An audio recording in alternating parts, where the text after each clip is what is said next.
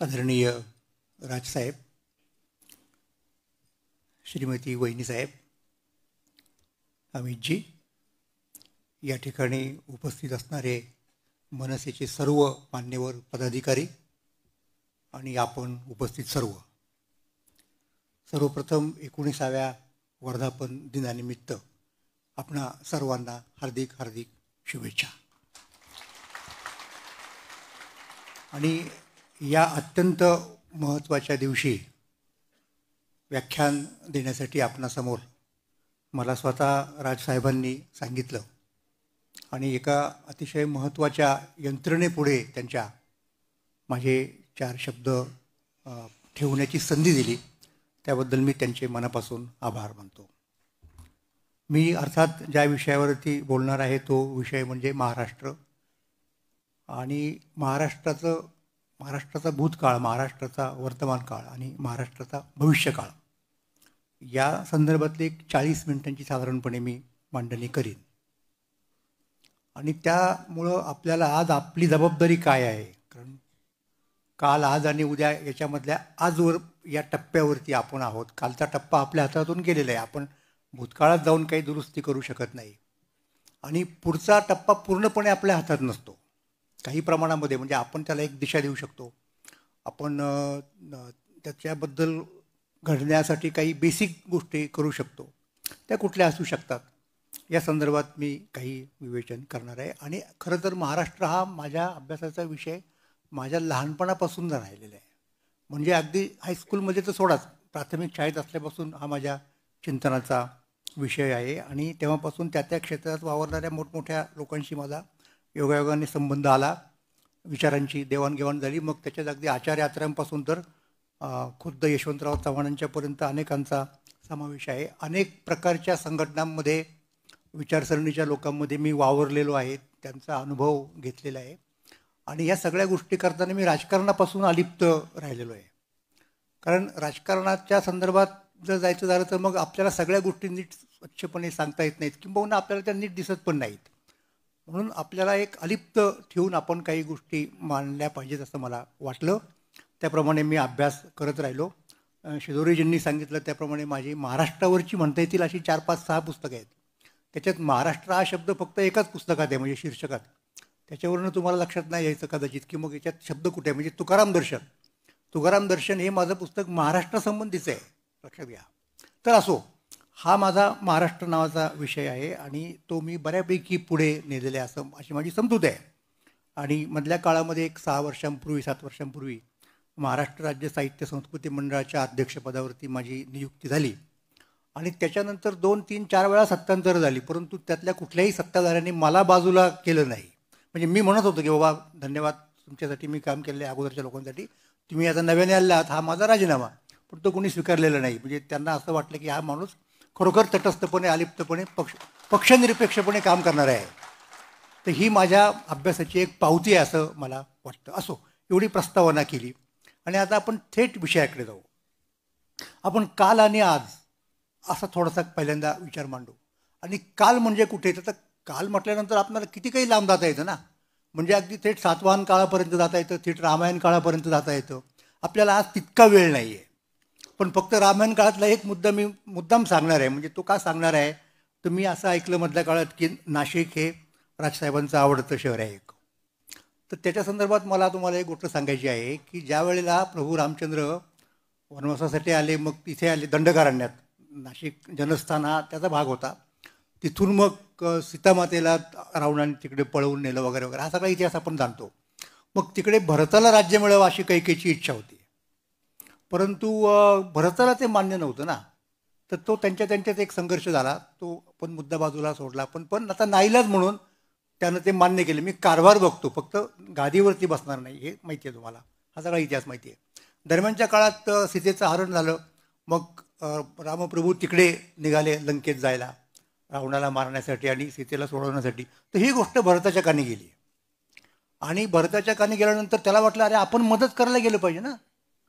आपल्या वहिनींचं अपहरण झालेलं आहे, म्हणजे आत्ताच्या शब्द वापरायचं झाला तर. मग तिथे जर रामप्रभू गेले असतील त्या रावणाला मारायला लंकेत, तर आपण त्यांना मदत केली पाहिजे. म्हणून भरत सैन्य घेऊन निघाला. दरम्यानच्या काळात काय झालं की रामप्रभू पोहोचले सुद्धा लंकेत, युद्ध पण झालं, त्यांनी रावणाला मारलं, सीतेला सोडवलं आणि ते परत निघाले. म्हणजे भरताला ती संधीच मिळाली नाही. भरत निघेऊन इथे येईपर्यंत राम इथे आले, म्हणजे महाराष्ट्रात त्यांची पहिली भेट झाली नंतर. आणि ती तिथेच, म्हणजे जिथे सीतेचं हरण झालं होतं जनस्थानामध्ये, म्हणजे आजच्या नाशिकमध्ये. आता तुम्हाला गंमत सांगतो पुढची गंमत फार इंटरेस्टिंग आहे. ती गंमत अशी आहे की आता 14 वर्ष होत आली होती किंवा झालीच होती जवळजवळ, आणि तो काळ संपला होता. तर भरताला रामाकडे चार्ज देण्याची इतकी उत्सुकता, इतकी घाई होती की अयोध्यापर्यंत जायला त्याची तयारी नव्हती तिथे थांबायला. त्यानं रामप्रभूचा पहिला राज्याभिषेक हा नाशिकला केला. माहीत नाही लोकांना आहे. म्हणजे हा पहिला राज्याभिषेक रामाचा इथे आहे. म्हणजे इथला खरा राजा, ज्याला आपण अधिकृत राजा म्हणू शकतो, हा प्रभू रामचंद्र आहे महाराष्ट्राचा. आणि मग अयोध्येचा झाला. आता हे नाशिकच्या लोकांना माहीत नाही. तो काय वेगळा मुद्दा झाला. त्याच्यानंतर तुम्हाला एक नाशिकबद्दल आणखीन एक गमतीची गोष्ट सांगायची आहे. ती फार इंटरेस्टिंग आहे. एक फार मोठा ब्रिटिश अधिकारी आपल्याकडे होता. त्याचं नाव W. Hunter, sir W. Hunter. आणि हंटर साहेब म्हणजे कोणते, आपल्याला तेवढं माहिती असतं की महात्मा फुले यांनी ज्याच्या पुढे साक्ष दिली ते हंटर. हंटर हा आपल्याकडच्या गॅजेटियर नावाची जी गोष्ट आहे ना, त्याचा जनक आहे. हंटरनी महाराष्ट्राचा इतिहास लिहिला, मराठ्यांचा. हंटरनी भारताचा इतिहास लिहिला. हंटरनी खूप चांगल्या चांगल्या गोष्टी केलेल्या आहेत. त्या हंटरचं असं म्हणणं होतं की भारताची राजधानी ही नाशिक असली पाहिजे, हे त्यांनी लिहून ठेवलेलं आहे. असो, तर सांगायचा मुद्दा असं की भारतामध्ये महाराष्ट्राचं स्थान किती महत्त्वाचं आहे हे मला तुम्हाला सांगायचं की संपूर्ण रामायणाला टर्न देणारी जी घटना आहे एक, ती महाराष्ट्रात घडली.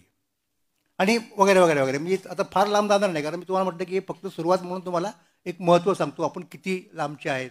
महाराष्ट्र ही उदाहरणार्थ भगवान श्रीकृष्णाची सासरवाडी आहे. आपल्या विदर्भामध्ये अमरावती नावाचं जे गाव आहे त्याच्या तिथे ते कौंडिन्यपूर वगैरे वगैरे होतं. ही गोष्ट आपल्याला माहिती आहे. तर आपण तिथून थेट पुढे येऊ. पुढे आपण कुठे येऊ, एक टप्पा आत्ता वगळू, परत त्याच्याकडे जाऊ कदाचित आपण. तिथे म्हणजे आता आपण ब्रिटिश काळामध्ये येऊ. ब्रिटिश काळामध्ये महाराष्ट्राच्या इतिहासाचं संशोधन व्हायला लागलं, भारताच्या इतिहासाचं संशोधन व्हायला लागलं. अगोदरचे संशोधक हे अर्थात इतिहास लेखक हे ब्रिटिश होते, पाश्चात्य होते. मग हळूहळू भारतातले लोक त्याच्यामध्ये प्रवेश करते झाले. आणि त्याच्यामधला एक फार महत्त्वाचा माणूस, ज्याचं नाव मी तुम्हाला सांगतो, तो म्हणजे सर जदुनाथ सरकार. जदुनाथ सरकार हे बंगाली इतिहासकार होते. आणि त्यांनी सगळ्यात जर महत्त्वाची गोष्ट काय केली असेल तर संपूर्ण मोगलांचा इतिहास लिहिला, औरंगजेबाचं चरित्र लिहिलं. आणि त्या चरित्रात, त्या मोगलांच्या इतिहासात त्यांना वारंवार शिवाजी महाराजांचं नाव यायला लागलं. म्हणून त्याची उत्सुकता वाढली की कोण शिवाजी महाराज, एवढं दरवेळेला हे येतं आहे आपल्याकडं नाव. म्हणून त्यांनी स्वतंत्रपणे शिवाजी महाराजांचा अभ्यास केला चरित्राचा, आणि शिवाजी महाराजांचं चरित्र लिहिलं, शिवाजी अँड हिज टाइम्स. त्या चरित्राचं भाषांतर बडोद्याच्या वाकसकरांनी केलं मराठीमध्ये, शिवाजी आणि त्याचा काळ असं हे त्या पुस्तकाचं नाव. तर त्याच्या प्रस्तावनेमध्ये त्या पुस्तकाच्या जदुनाथ सरकारांनी काय म्हटलेलं आहे ते सगळ्या महाराष्ट्रातल्या लोकांनी ना आपल्या घरात कोरून ठेवावं, लावून ठेवावं भिंतीवरती. जदुनाथ सरकार असं म्हणत आहेत की आता मुद्दा शिवाजी महाराजांचा आहे की शिवाजी महाराजांच्या काळात मराठ्यांनी किती पराक्रम गाजवला हे तर आपल्याला कळतंच आहे, आणि त्यासाठीच तर हे पुस्तक लिहिलं. परंतु आजसुद्धा पाहिलं, आज म्हणजे हे केव्हा तर सांगतो तुम्हाला मी, ही 1919 साली प्रकाशित झालेलं पुस्तक आहे, म्हणजे 100 वर्ष होऊन गेली. आजसुद्धा जरी आपण पाहिलं तरी मराठे हे भारतात अग्रेसर आहेत. आणि खरोखर मी तुम्हाला एकच गमक सांगतो त्याचं, कसे अग्रेसर आहेत ते. त्या काळात स्वातंत्र्याची चळवळ जोमामध्ये आली होती, आणि स्वातंत्र्याच्या चळवळीमध्ये 3 स्कूल्स होते, 3 संप्रदाय होते. महात्माजींचा संप्रदाय अजून पुढे आलेला नव्हता, लक्षात घ्या. मग ते 3 संप्रदाय कोणते होते? एक संप्रदाय म्हणजे काँग्रेसमध्येच 2 गट होते त्यावेळेच्या. एक तो संप्रदाय होता ज्यांना आपण मवाळ म्हणतो, म्हणजे ज्याचे महत्त्वाचे नेते जे नुकतेच कालवश झाले होते, हे जेव्हा चरित्र लिहिलं तेव्हा, ते म्हणजे गोपाळकृष्ण गोखले. म्हणजे एक काळ असा होता की गोपाळकृष्ण गोखले हे काँग्रेसच्या माध्यमातून भारताचं नेतृत्व करायचे. त्यावेळेला लोकमान्य टिळक मंडेलेच्या तुरुंगामध्ये होते. आणि ज्याला आपण मोर्ले मिंटो सुधारणा म्हणतो, त्या सगळ्या स्वातंत्र्याच्या टप्प्यामधले, त्या मोर्ले मिंटो सुधारणाचे शिल्पकार हे गोपाळकृष्ण गोखले होते. ते इंग्लंडला जायचे, तिथल्या पार्लमेंटच्या लोकांशी बोलायचे वगैरे वगैरे, तपशील सांगत नाही.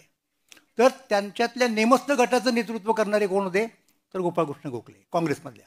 नंतर दुसरा गट जहाल, त्या जहालांचे नेते लोकमान्य टिळक, हे 2 महत्त्वाचे नेते भारतीय पातळीवरचे. आणि तिसरा जो संप्रदाय होता तो क्रांतिकारकांचा. क्रांतिकारकांच्या संप्रदायाचे त्या काळचे नेते स्वातंत्र्यवीर सावरकर होते. म्हणजे मुद्दा काय होता की भारत खरोखर, महाराष्ट्र खरोखर अग्रेसर होता. आणि हे सांगतायत कोण?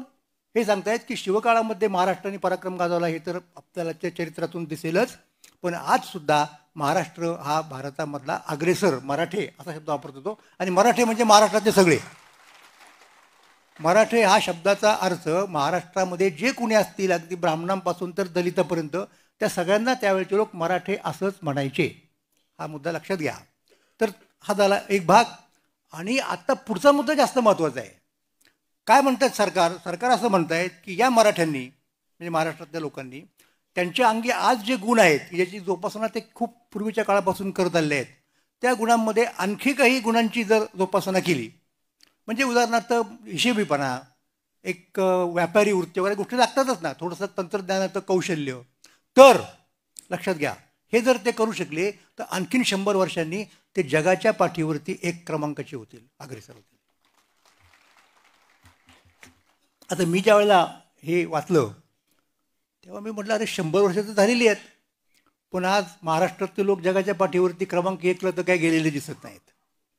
म्हणजे आपण 100 वर्षात काय कार्यक्रम केला असेल तर जदुनाथ सरकारनं तोंडघशी पाडण्याचा कार्यक्रम केला. म्हणजे त्यांचं भविष्य आपण खोटं ठरवलं. लक्षात घ्या, 1919 सालची जी परिस्थिती होती, लोकमान्य टिळक हे काँग्रेसचे निर्विवाद नेते होते भारतीय पातळीवरचे. त्यामुळं ते जे म्हणत होते त्यांना दिसत होतं ना. आणि त्या पद्धतीने त्याने जे प्रोजेक्ट केलं होतं भविष्य, तसं नाही घडू शकलं. ही वस्तुस्थिती इथं मान्य केलीच पाहिजे. तर हे का घडलं, का नाही आपण जाऊ शकलो पहिल्या त्या क्रमांकावरती, हा माझ्या पुढचा प्रश्न होता. आणि आता हा प्रश्न जर सोडवायचा झाला, त्याचं उत्तर जर शोधायचं झालं तर आपणाला इतिहासामध्येच जावं लागतं. इतिहास समजून घ्यावा लागतो महाराष्ट्राचा, भारताचा. परत जागतिक पातळीवरती काय भानगडी आहेत, कारण जागतिक पातळीवरती कसं पुढे जाणार आपण, जगाच्या पातळीवरती पुढे जायचं आपल्याला तर पहिल्यांदा जग समजून घेतलं पाहिजे ना.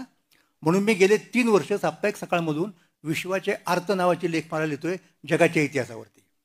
आणि त्यात भारताला काय कॉन्ट्रीब्यूट करण्यासारखं आहे, आज सुद्धा महाराष्ट्राला काय करण्यासारखं आहे, याची चर्चा मी करतोय माझ्या पद्धतीने. तर हा महत्त्वाचा मुद्दा आहे. मग असं काय घडलं की आपल्याला क्रमांक 1 वरती जाता आलं नाही. आणि माझ्या लोकमान्य ते महात्मा या ग्रंथामध्ये ज्याचा आता उल्लेख शेजोरे साहेबांनी केला, हा एक मुद्दा आपोआप आलेला आहे. म्हणजे तो कसा आलेला आहे की 20 साली लोकमान्य टिळक गेले. 20 साली टिळक जेव्हा गेले तेव्हा देशाचं नेतृत्व त्यांच्या पूर्ण हातामध्ये होतं. आणि त्यांच्यानंतर ते नेतृत्व गांधीजींच्याकडे गेलं. म्हणजे त्याचा प्रांताच्या भाषेत जर सांगायचं झालं तर काय म्हणू शकतो आपण की महाराष्ट्राच्या हातात नेतृत्व निसटलं. पण ते का निसटलं हा मुद्दा आला. म्हणजे लोकमान्य टिळकांच्या नंतर महाराष्ट्रातले लोक आपलं नेतृत्व काय, म्हणजे हा गांधींचा मुद्दा नाही आहे, लक्षात ठेवा. गांधीजींचं ग्रेटनेस ते आहेच, ते काय आपल्याला कोणाला नाकारायचं कारण नाही. पण मग महाराष्ट्रामध्ये गेले कित्येक वर्ष चालत असलेलं नेतृत्व जे होतं, भारताचं नेतृत्व, ते महाराष्ट्रातल्या माणसांना काय टिकवता आलं नाही, हा खरा प्रश्न आहे. की जेणेकरून मग गांधीजी ते करू शकले. गांधीजीची क्षमता वगैरे हा अत्यंत वेगळा मुद्दा आहे, तो इथं गल्लत करू नये या गोष्टीची. मी फक्त आपण कुठे कमी पडलो. म्हणजे मग लोकमान्य टिळक या संपूर्ण ग्रंथामध्ये टिळकांच्या नेतृत्वाकडनं गांधींच्याकडं जे संक्रमण झालं, ते संक्रमण कसं झालं, नेमकं महाराष्ट्रात काय घडलं, या सगळ्याचा हिशेब त्या ठिकाणी मी मांडलेला आहे. आणि ते आपण टिकू शकलो नाही याचं सगळ्यात महत्त्वाचं कारण मला असं दिसलं की ते म्हणजे महाराष्ट्रामधला जातीयवाद. महाराष्ट्रामधला जाती म्हणजे तुम्हाला एक उदाहरण सांगतो मी. आता महाराष्ट्रात काही प्रश्न आहेत आणि ते असतातच, कुठल्याही प्रांतामध्ये प्रश्न असतात, थेट कुठल्याही गावात सुद्धा प्रश्न असतात. जिल्हा प्रांत वगैरे गोष्ट सोडत तसे महाराष्ट्रातही काही प्रश्न होते. आणि महाराष्ट्रातल्या प्रश्नांची सोडवणूक करताना महाराष्ट्रात त्या काळात काही प्रमाणात जातीय संघर्ष होणं अपरिहार्य होतं. पण मग जेव्हा आपण राष्ट्राच्या पातळीवरती जातो तेव्हा हे प्रांताच्या पातळीवरचे संघर्ष आपण काही काळात पुरते होईना आपण बाजूला ठेवले पाहिजेत. ही जी महत्त्वाची भूमिका होती ना, ती भूमिका आपल्याला नाही स्वीकारता आली त्या काळामध्ये. म्हणजे आता तुम्हाला माहिती आहे की कौरव आणि पांडव यांच्यात किती युद्ध होतं, म्हणजे किती वैर होतं. म्हणजे कौरवांनी पांडवांचं राज्य लबाडीने हिरावून घेतलं, त्यांना तिकडे वनवासात पाठवलं वगैरे, या गोष्टी आपल्याला माहिती आहेत. तर ते तिकडे वनवासामध्ये असताना झालं असं की ते एके ठिकाणी गेले होते असं काहीतरी जलक्रीडा वगैरे करायला, पिकनिकला गेले होते कौरव. आणि तिथे तो चित्रसेन गंधर्व होता आणि तो त्याच्या सगळ्या लोकांच्या सकट तिथे आला होता आणि तो तिथे एन्जॉय करत होता. तर हे तिथे कौरव गेले, धडपडले आणि मग चित्रसेनाला राग आला आणि त्या गंधर्वांचा आणि कौरवांचं झालं युद्ध आणि त्या युद्धात पराभव झाला कौरवांचा आणि सगळंच गडबड झाली ना. तर ही गोष्ट कुणाला कळली? पांडवांना कळली, कारण पांडव त्यावेळेला वनवासामध्ये होते. तर पांडवात ते 5 भाऊ, त्यातल्या काही लोकांना म्हणलं बरं झालं परस्पर हे पराभव झाला, त्याची जिरली. तर युधिष्ठिर म्हणाला असं करून चालणार नाही, आपल्यामध्ये जरी भांडणं असली तरी आपण 105 आहोत. हा हा हा मुद्दा लक्षात घ्या.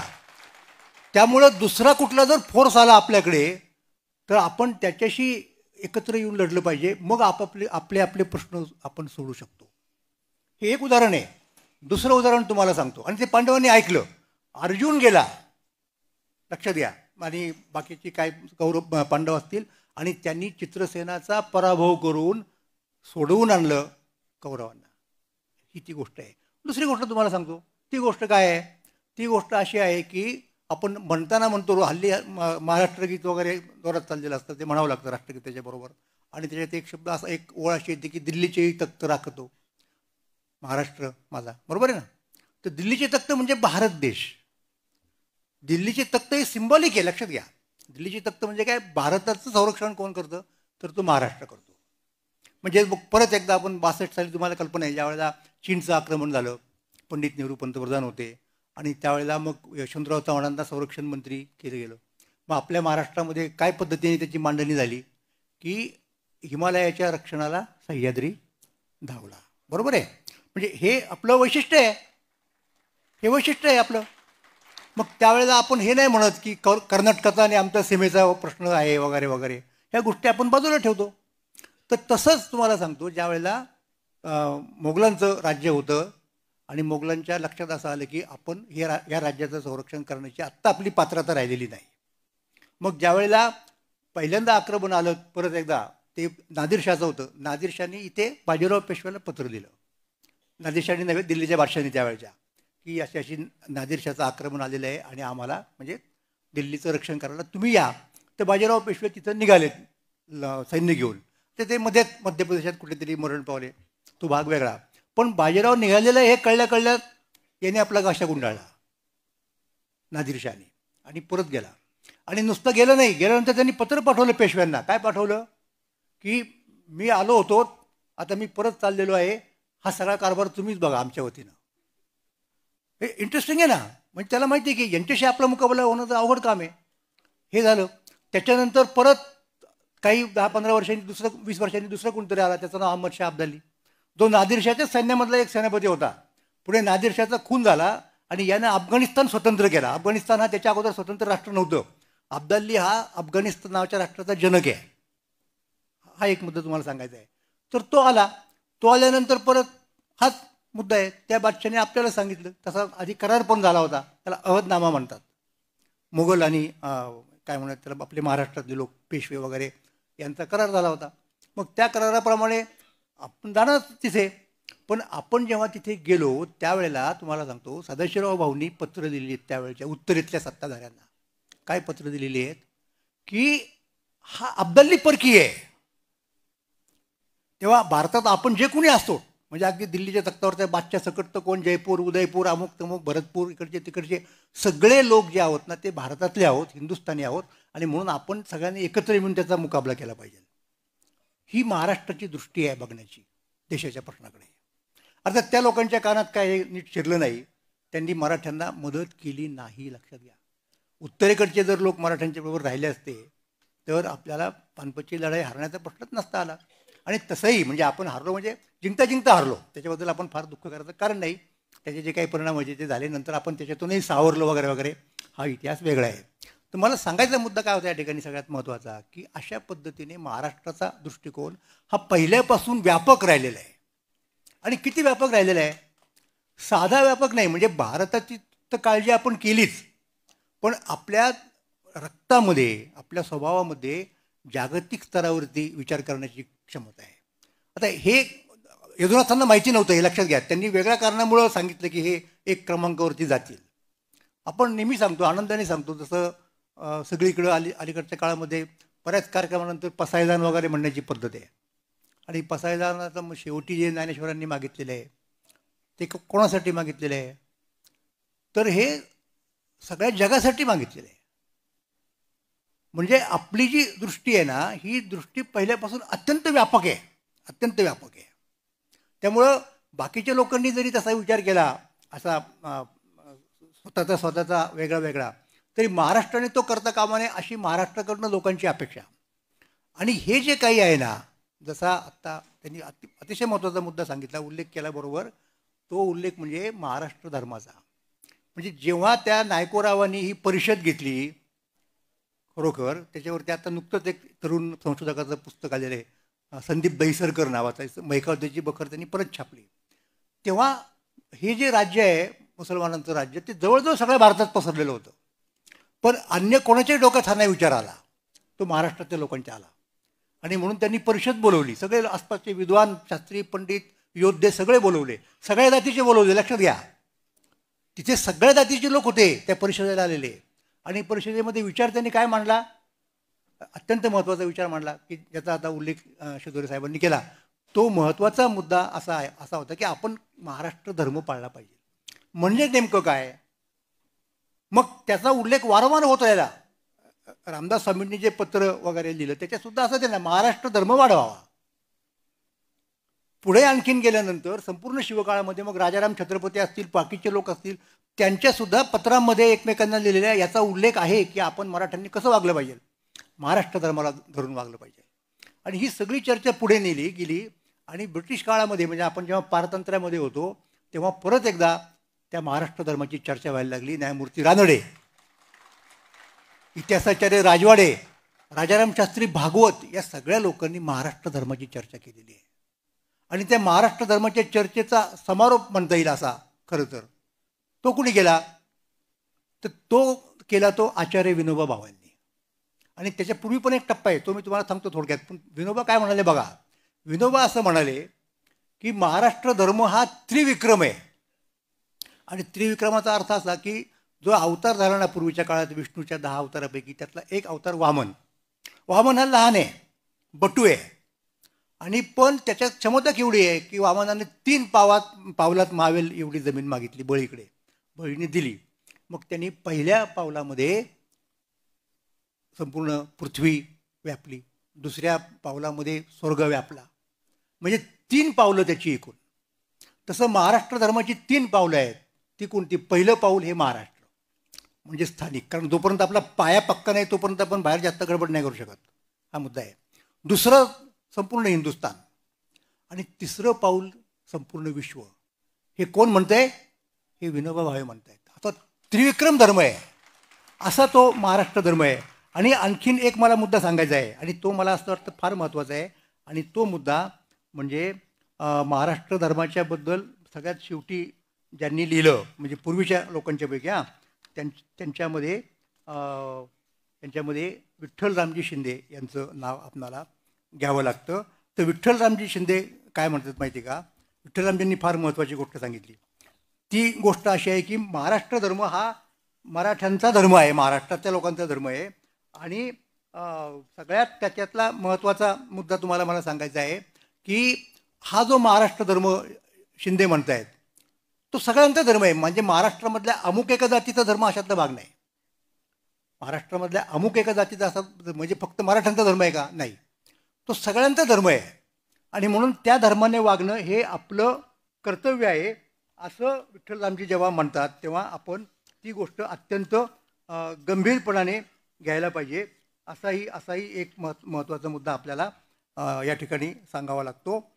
आणि तो सांगताना मला आणखीन एका गोष्टीकडं लक्ष वेधायचं आहे. ती गोष्ट कोणती आहे की ज्या काळात शिंदे लिहित होते, ज्या काळात प्रबोधनकार ठाकरे लिहित होते, त्या काळामध्ये महाराष्ट्रात ब्राह्मणेतर वाद खूप जोरात आला होता, खूप जोरात चालला होता. म्हणजे साधारणपणे मी ही गोष्ट तुम्हाला सांगतोय 1920 या काळापासूनची. शाहू महाराज होते तेव्हा, ते 22 साली गेले, ते पुढचं आणखीन एक 30 सालापर्यंत 10 वर्ष म्हणजे अत्यंत. आणि तुम्हाला आश्चर्य वाटेल की त्याच्यानंतर आत्ता बरोबर 100 वर्ष झाली आहेत. 20 ते 30 हे जे दशक आहे की नाही, म्हणून काही दिवसांपूर्वी काही महिन्यांपूर्वी माझी मुलाखत घेतली एक विनायक पातलगांनी त्यांच्या चॅनलवरती. आणि मला विचारलं की बाकीच्या गोष्टी बोलत बोलत बोलत गेलो आपण. त्याने अचानक मला प्रश्न विचारला की आत्ताची जी महाराष्ट्राची परिस्थिती आहे ती पाहून तुम्हाला कशाची आठवण होते. मी पटकन उत्तर दिलं की मला उत्तर पेशवाईची आठवण होते. उत्तर पेशवाईमध्ये जातीमध्ये भांडणं लागली होती, घराघरात भावकी निर्माण झाली होती आणि त्यामुळं महाराष्ट्राच्या शत्रू लोकांना फावलं ना. तशी परिस्थिती आज आलेली आहे महाराष्ट्रामध्ये या ठिकाणी आपल्याला दिसते. आणि उत्तर पेशवाईत म्हणालो मी, लक्षात घ्या, पेशवाईत नाही म्हणालेलो. पेशवाईच्या काळातला सुरुवातीचा जो कालखंड होता, म्हणजे पहिले जे 3 पेशवे कमीत कमी होते, त्यांच्या काळामध्ये जातीभेद नव्हता. जाती होत्या, जाती असणारच, त्या पहिल्यापासूनच्या होत्या आपल्या भारतामध्ये. त्याचा एक वेगळी मीमांसा आहे, त्या भांगडीत पडणार नाही मी. पण त्या काळामध्ये जेव्हा जाती होत्या तेव्हा ह्या सगळ्या जातींनी एकत्र येऊन महाराष्ट्र घडवलेलं आहे. छत्रपती शिवाजी महाराजांचा जर आपण विचार केला तर त्यांचं वैशिष्ट्य काय आहे शिवाजी महाराजांचं? शिवाजी महाराजांच्या काळात जात निर्मूलन वगैरे अशा गोष्टीची चळवळ हाती घेणं कोणाला शक्य नव्हतं. एक इतिहासातून आपल्याला जी परिस्थिती मिळते त्या परिस्थितीमध्येच आपल्याला कार्य करावं लागतं. शिवाजी महाराजांनी सगळ्या जाती जमातींच्या मध्ये जे काही गुण त्यांच्यामुळं ॲक्सिडेंटली म्हणा किंवा कसेही म्हणा, त्या सगळ्यांचा उपयोग स्वराज्याच्या कार्यासाठी कसा करता येईल हे पाहिलं. त्यात कुणालाही बाजूला ठेवलेलं नाही. आणि ते महाराष्ट्राचं वैशिष्ट्य आहे ना की स्कोप द्यायचं सगळ्या लोकांना ज्यांच्यामध्ये जे आहे. म्हणजे अगदी तुम्हाला गंमत सांगतो, म्हणजे प्रबोधनकारांचं नाव निघालं म्हणून सांगतो की प्रबोधनकारांनी पुस्तक दिलं वक्तृत्वावरचं. मराठीमधलं पहिलं पुस्तक प्रबोधनकारांचं आहे वक्तृत्व विषयावरती. आणि ते पुस्तक पुण्यामधल्या मला वाटतं आर्यभूषण छापखान्यामध्ये किंवा चित्रछायेत कुठेतरी छापलं जात होतं. आणि आता ते पहिलंच पुस्तक त्यांचं, ते वयाने तरुण होते 25मध्ये वगैरे, त्यामुळे त्यांना उत्सुकता आपल्या पुस्तकाची. ते पण सकाळी जायचे त्या छापखान्यात प्रूफ पाहायला. आणि त्याच वेळेला लोकमान्य टिळकांच्या गीता रहस्याचं मुद्रण चालू होतं आणि टिळक पण यायचे. तर एकदा टिळक आणि प्रबोधनकार असे एकत्र एकदम एकाच वेळेला सकाळीच लवकर आले ना, तो प्रेस उघडण्याच्या दरम्यान ते आले. मग टिळकांना अर्थात प्रबोधनकार ओळखतच होते. प्रबोधनकार ते तरुण. टिळकांनी विचारलं आपण कोण? तर त्यांनी सांगितलं की मी केशव सीताराम ठाकरे. मग टिळकांनी विचारलं ठाकरे म्हणजे आपण कोण? देशस्थ की कोकणस्थ? तर त्या काळात अशा प्रकारच्या ॲक्टिव्हिटी करणारे म्हणजे असेच लोक असणार ना, उच्चवर्णीय. तर त्यावेळेला प्रबोधनकारांनी उत्तर दिलं की मी देशस्थही नाही आणि मी कोकणस्थ नाही, मी कायस्थ आहे. त्यावेळेला टिळक म्हणाले की कायस्थांना लेखणी आणि तलवार या दोन्ही गोष्टी चालवता येतात. तेव्हा तुम्ही लेखणी चालवली, मला खूप बरं वाटलं, म्हणजे शाबासकी दिली त्यांना. तर हा मुद्दा आहे. मग छत्रपती शिवाजी राजांनी काय केलं माहिती आहे का? त्यांच्या कुठल्याही गडावरती जा, अशी एक व्यवस्था बांधून ठेवली की त्याच्यात सगळ्या जातीच्या लोकांना सामावून घेते की तू हे काम कर, तू हे काम कर. म्हणजे त्यावेळेला सगळ्या जाती एकत्र झाल्या म्हणून महाराष्ट्र घडू शकला, म्हणून स्वराज्य मिळू शकलं. ज्या क्षणी तुमच्या जातीमधलं ऐक्य बंगेल त्या क्षणी तुमचं राज्य गेलं समजा. ही वस्तुस्थिती आहे आणि ही नेमकी आपण लक्षात घेत नाही. तर ती घेण्याची वेळ आहे 100 वर्षांनी. बरोबर मी जे म्हणालो की 100 वर्षापूर्वी त्याची उत्तर पेशवाई. हां, आता उत्तर पेशवाईचा मुद्दा आला तर बाळाजी बाजीराव, म्हणजे आधी बाळाजी विश्वनाथ, मग बाजीराव, मग परत नानासाहेब, मग परत थोरले माधवराव, इतक्यापर्यंत हे व्यवस्थित चाललं होतं. काही कोणाच्या जातीच्या मुद्दे निघत नव्हते. आणि इतकंच नाही तर त्यावेळेची नोंदी आहेत की पेशव्यांच्या घरी मराठा सरदारांना लोक जेवायला बोलवायचे आणि पेशव्यांच्या घरातल्या स्त्रिया त्यांना वाढायच्या. म्हणजे काही हा मुद्दा राहिलेलाच नव्हता, लक्षात घ्या. पण त्याच्यानंतर जे पेशवे झाले ना 3 जण, ते पोरकट होते. त्यांच्या काळात काही चुकीच्या गोष्टी घडल्या आणि त्यामुळे त्यांनी इतर लोकांना दुखावलं. म्हणजे उदाहरणार्थ तुम्हाला सांगतो, त्या काळात ग्रामण्य निर्माण झाले की आमचे अधिकार, ब्राह्मण म्हणजे प्रिव्हिलेज, हे आमचेच फक्त अधिकार आहेत, बाकीच्यांनी गाजवता कामा नये. म्हणजे उदाहरणार्थ सोनार लोकांनी दुटांगी धोतरसुद्धा नेसायचं नाही, उभं गंधसुद्धा लावायचं नाही, अशा गोष्टी. परत तीच गोष्ट काय असतं आणि ब्राह्मण, ते हे वाद तिथे आले पुढे. आणि ह्या वादांचा फायदा ब्रिटिशांनी घेतला आणि हे वाद पुढे राहावेत यासाठी ब्रिटिशांनी सुद्धा प्रयत्न केले. तर हे आपल्या लोकांच्या लक्षात नाही आलं, ते याच्यातच राहिले गुरमीमध्ये. आणि त्याच्यातनं ब्राह्मणेतर चळवळीचा उगम झाला. त्यामुळं ती ब्राह्मणेतर चळवळ त्या काळामध्ये समर्थनीय होती, हे मी तुम्हाला सांगतो. मी स्वतः ब्राह्मणेतर चळवळीचा अभ्यासक आहे. मी ब्राह्मणेतर चळवळीवरती पुष्कळ लिखाण केलेलं आहे. मी बडोद्याचे ब्राह्मणेतर पत्रकार पाळेकर यांच्या संपूर्ण जागृती नावाच्या वर्तमानपत्राचा अभ्यास करून तो खंडच्या खंड काढलेला आहे. मी महात्मा फुलांचं वैचारिक चरित्र दिलेलं आहे. त्याच्यामुळे तो मुद्दाच नाही आहे. त्या काळामध्ये ते योग्य होतं, लक्षात घ्या. पण आता काय झालं माहिती आहे का, अलीकडच्या काळामध्ये, की त्या काळात जी गोष्ट योग्य होती ना ती खरोखरची योग्य होती. आता ती कदाचित योग्य तेवढी नसेल, पण जर तिचा उपयोग आम्हाला राजकारण करण्यासाठी होतो तर त्याचा वापर करून टाकायचा, अशी आत्ताच्या राजकारणी मंडळींच्यामध्ये एक प्रकारची काय म्हणत त्याला फॅशन नाही म्हणणार मी, परंतु प्रवृत्ती निर्माण झालेली आहे आणि ती काही योग्य नाही असं मी या ठिकाणी निश्चितपणे आपल्याला म्हणू शकतो. हां, आणि आणखी आपल्याला एक मुद्दा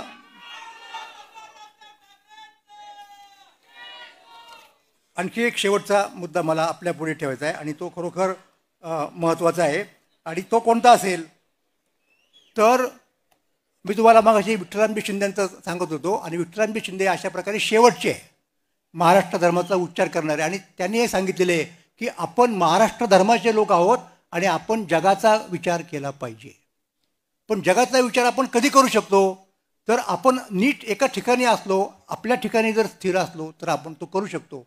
आणि ते आपण आज नेमके नाही आहोत. आणि आपण का नाही आहोत तर आपल्यामधल्या जातीयवादानं वर डोकं काढलेलं आहे आणि तो जोपर्यंत आपण नष्ट करीत नाहीत तोपर्यंत आपल्याला परत एकदा महाराष्ट्र धर्म म्हणून म्हणणं. आणि हा एक फार अगदी म्हणजे असं बघा की दोन गोष्टी आहेत, एक आयडिओलॉजी आहे आणि एक आयडेंटिटी आहे.